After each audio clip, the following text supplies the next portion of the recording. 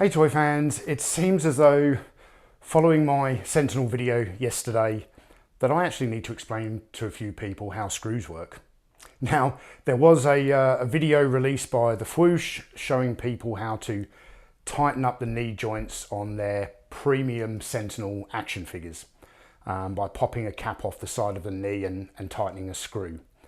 And this is not a slight towards the Swoosh in any way. I actually really appreciate the fact that he's shown backers of the Sentinel how they can, get the knees of their figures tight. But it's a temporary fix. It's somewhat of a botch job. The reason being, screws are either left or right hand thread. Traditionally, or sorry, not traditionally, I should say, most commonly right hand thread. So righty tighty, lefty loosey. When you pin a knee with a screw and you tighten it up, okay, the thread goes this way and it tightens the joint.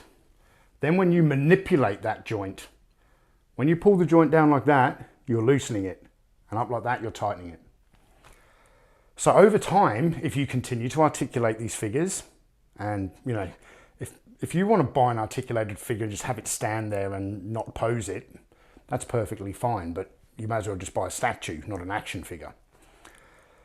So there are two things that are going on here.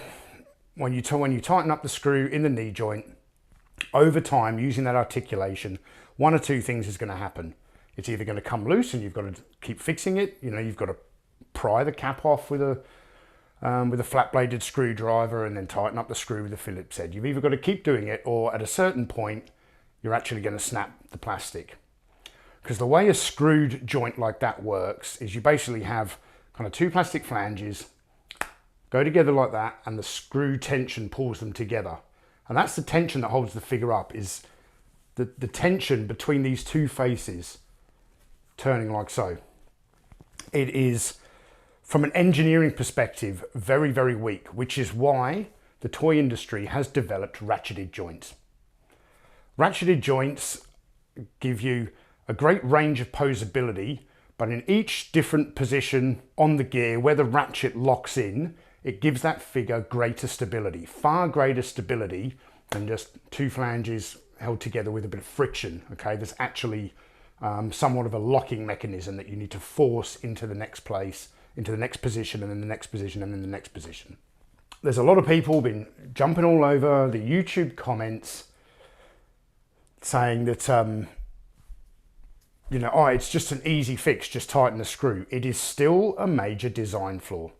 Okay, this figure weighs, I've heard people say it's 30 pounds in weight.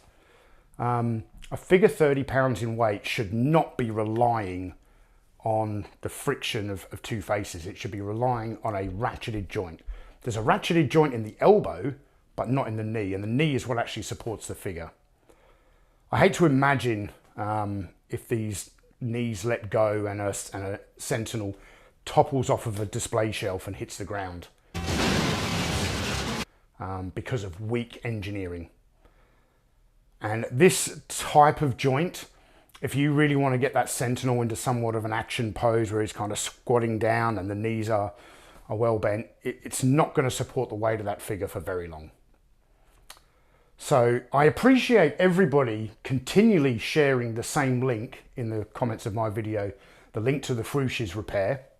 It's not necessary to keep sharing the link there, but I'll let you post it if you want to. So I appreciate you doing that, but you really need to understand how screws work.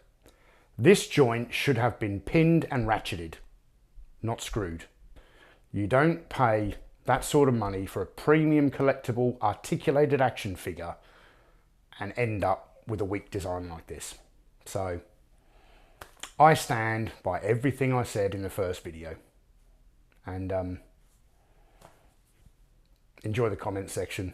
Have a good day. Cheers.